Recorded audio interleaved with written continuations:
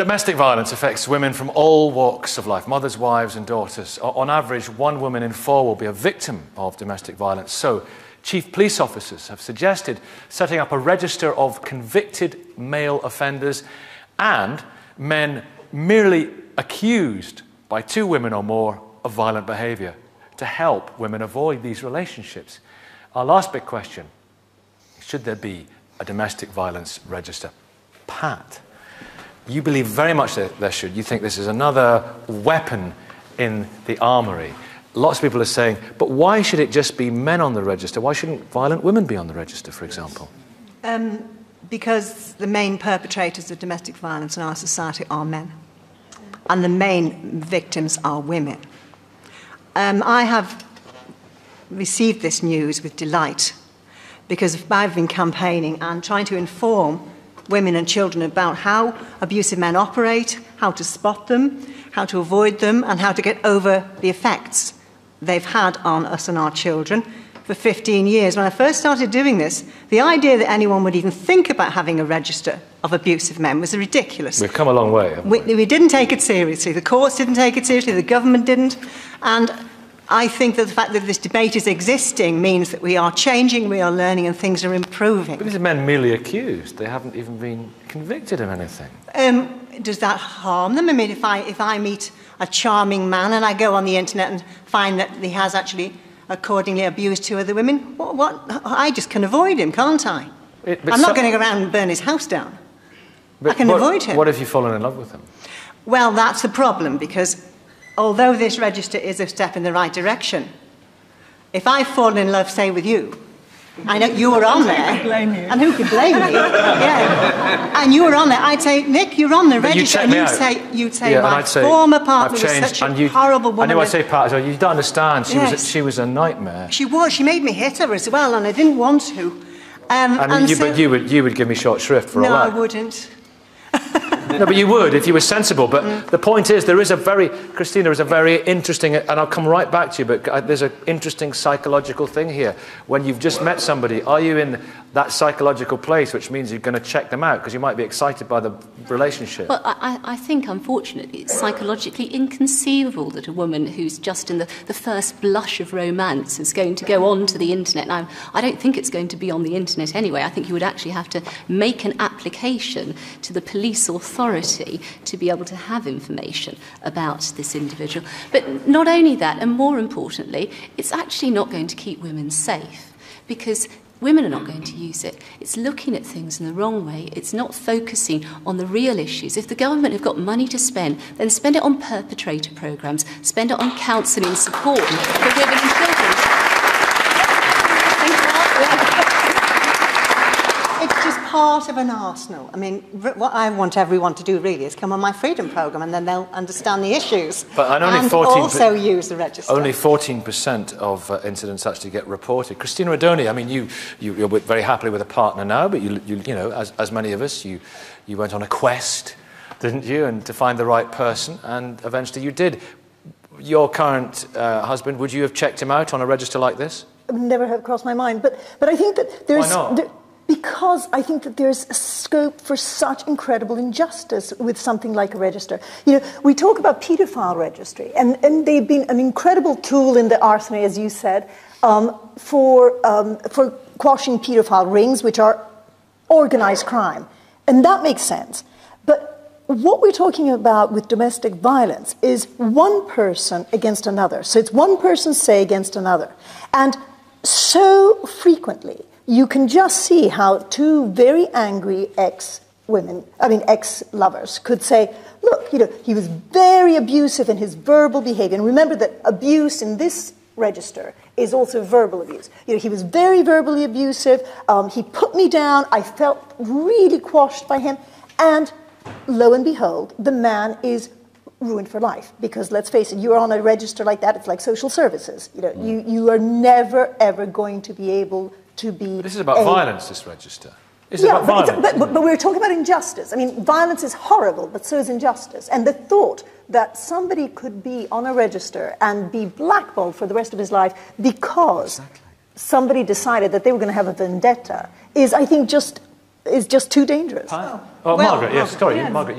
If I can come in, what I'd like to say is, do the audience realise that 2 women a week are murdered by their partners on average? Now, surely anything that can reduce that has got to be worth doing. Ray, you're Fathers for Justice, yeah. Yes, I mean, it's the basis, the statistical basis for all of this, which I would really want to question. Domestic violence is completely misrepresented. 40% of the victims of domestic violence are men. This proposal for a register doesn't help that 40% of the victim group at all. It is only for female victims. Well, it's 70% when it comes to incidents and convictions are women. You're talking about the unreported.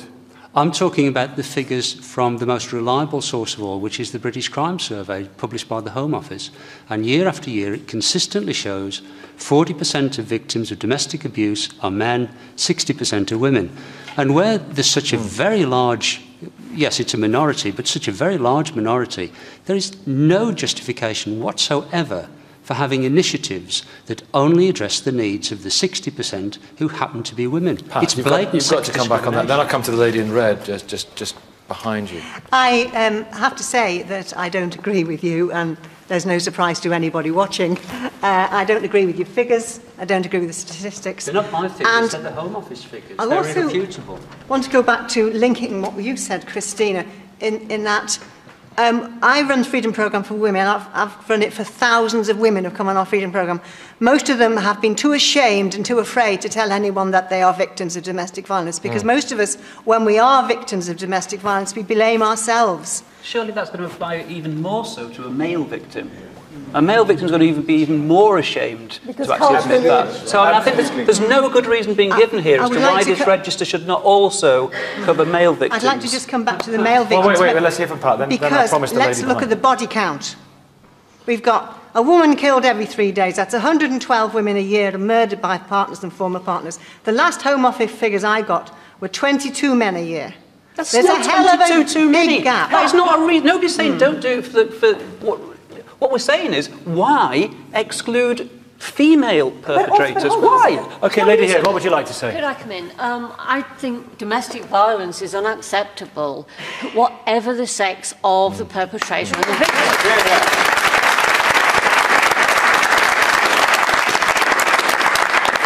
But also, I would take issue with you, Cristina, because actually verbal abuse is also domestic violence. It destroys the person who's being put down, whether that's the man or the woman, it destroys them. Ajmal, do you think there's a too broad a definition here of domestic? I think the domestic violence that has been defined by Cristina includes both verbal and physical abuse, as well as economic, of course.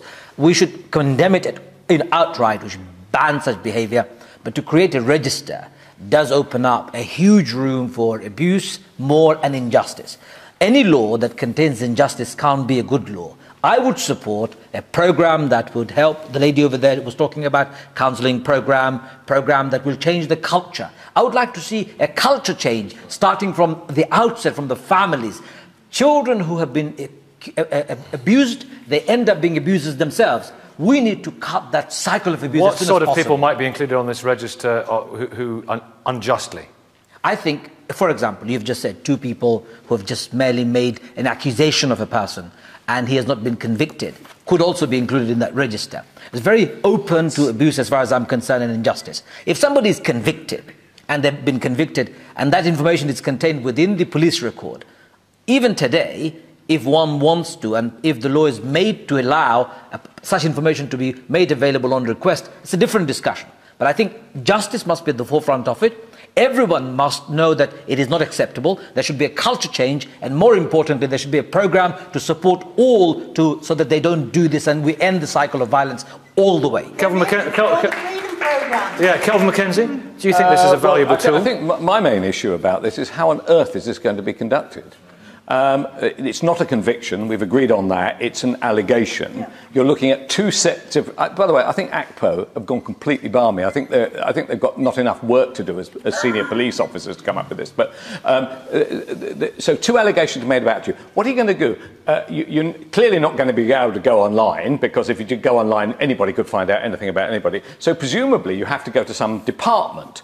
And when you go to the department, what are you going to say to them? Say, look, I've been going out with X for how many months? Does she then have to prove it? Does she have to have a countersigned piece of paper by X to allow him to be checked? And if he won't give it, does that mean that there is a problem? Or is he just a freedom-loving person who's not going to give it? There are 1,001 reasons why this shouldn't happen. However, the general sense that there are people crawling around in the undergrowth who are swamp-like creatures, who are vile, I totally buy. But being checked doesn't hurt anyone. I don't mind anyone checking me. I'd check you. Yes, I know, but supposing somebody is not as free-thinking, as media-savvy as your good self, right, says, actually, well, I don't want to do that. Does the romance end there and then? Is it a question mark? How does it all work? And also, human relationship. Can I say another thing? One of the terrible problems with domestic violence is women will not press charges. I don't know what men's statistics are, but women will not press charges. That woman who was killed the other day, do you remember? Her hand was chopped off, she was killed, and twice she had called police in, and then they get there and she doesn't press charges against her partner. Ajmal, you were going to say something. Isn't it also very important that the law has changed? There are 20 attacks very often on average, before a woman reports this to the police. So why would a register make any difference to this? I think it's about how would this because you can see, there are patterns in this behaviour. Men do it again and again. That's what Pat argues. Men who think they can touch a woman and physically be violent or be verbally abusive, or even a woman for that matter, they need complete re-education, they need different training, they need to be rehabilitated into normal civilized world. You put them on the register, it's not solving the problem. You creating all sorts of barriers in the society would help, but register is not going to help. Mark, what happened to you a few years ago with an ex-wife? Can I ask this lady? Let me ask you this, because you told me earlier on. Can I ask the lady, and I'll tell you. Right. Would you put me on the register for poking my partner on the arm? Well, yes, explain what you mean. Yes or no? Explain what you mean. 20 years ago, I poked my partner on the arm. It went to court, and I was found guilty by a magistrate, not a jury, of assault. I'll tell you the consequences of that. I had to have supervised access to my son. A little social worker sitting in the background with a clipboard, how I interact with my son for 6 weeks. Then, because of her taking advantage of the situation and exaggerating that I'm a wife beater, I didn't see my son for 13 years. Was she bruised? She was no injury whatsoever. It was common assault. So you're saying you take it further than that, and I get more punishment, yeah? She had no bruise at all? No injury at all. There was maybe a slight red mark, which was marked, but it was thrown out of court. A common assault. I poked her on the arm in an argument about access to my son. I didn't see my son for 13 years. I went and seen him on his 16th birthday, and it's been very, very difficult ever since. I deserve that? I am delighted to answer you. It is very, very difficult to get a conviction for any kind of domestic violence in court. And so... one incident, one complaint... And all men who abuse women minimise it. And they all say things like it was only a poke. It was only a slap. One complaint, one incident. So...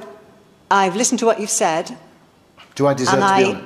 I know the court system, and I know the legal system, and my knowledge of the legal system is, can I say, you got convicted.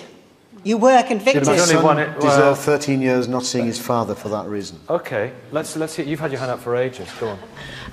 I think as victims of abuse, it's so hard to get a conviction in the first place. Surely being on the register will highlight the people that need the rehabilitation and the help. And I think victims of abuse would welcome somewhere to go to check. I think we're more wary, perhaps, than most. It would highlight some of them. This is the problem, but by no means all of them. You're a gentleman blue shirt. Go on. I was going to say that if a man is put onto the register for a couple of instances, then, say, for example, we rehabilitate this person and he's seen the problem, what he's done. He's seen that he's done something bad, and he sees that he doesn't want to do anything like that anymore. And he wants to change. Will he still be on that register, even though he says that he's changed? I'm not condoning anything like that because I think it's disgusting, but I'm just saying, will they be stuck on it? This is the idea of redemption, isn't it? Cristina, not necessarily on redemption, but I know you've got something else to say about this issue. Well, domestic violence is obviously, it's an abhorrent crime. There's no doubt about that. Nobody here is saying domestic violence is a good thing. However, the register would actually potentially erode some very fundamental civil liberties that we have. And we do that, I think, very much at our peril. And I just want to say that the latest statistics that I've seen, of course it's statistics down statistics, but one woman every 3 days, one man every 10 days is killed by their partner or their ex-partner. So it isn't just an issue that divides down the gender lines. It is across, it's no respecter of anything or anyone, anybody, bless you, anybody can suffer from domestic violence. But which is the bigger injustice, a man being on the register or a woman being killed? Ray? Well, I think Pat mentioned earlier about the body count, and yes, it is higher for women deaths than for men deaths. But I think we've just had a wonderful example here of another form, and very important form, of domestic abuse, of denial of seeing one's children for 13 years. Now, that really isn't regarded by the courts as any matter for prosecution. Yet I think most of us who've experienced that kind of thing would say it's the worst possible thing that anybody could do to me. And one statistic that isn't looked at when you talk about the body count is that so many men are driven to suicide when they lose touch with their children, when they're denied reasonably a relationship with their children. The male suicides are triple female suicides. This is happening time and time again within Fathers for Justice. We find this all the time. I just want to say that many women who suffer domestic abuse also commit suicide. Now, I'm in favour of the register being gender neutral. I have no objection. 3 times as many men. Okay, let's not finish your point very quickly, if you could. I have no objection to the register being gender neutral. I think that's very important. But if, like me, you've worked with women who've been seriously abused, I remember one case I was involved in when my client was raped. Okay. The police took proceedings. I'm so sorry. We have to leave it there. Thank you so much. We'll see you after Christmas. Have a great holiday.